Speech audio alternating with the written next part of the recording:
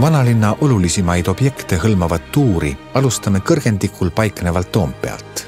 Toompea lõss, Eestimaa tähtsaima liputorni Pika Hermanniga on sajandite vältel olnud Taani, Saksa, Rootsi ja Vene võimu keskus. Praegu on kogu Toompea lõss Eesti Riigikogu käsutuses.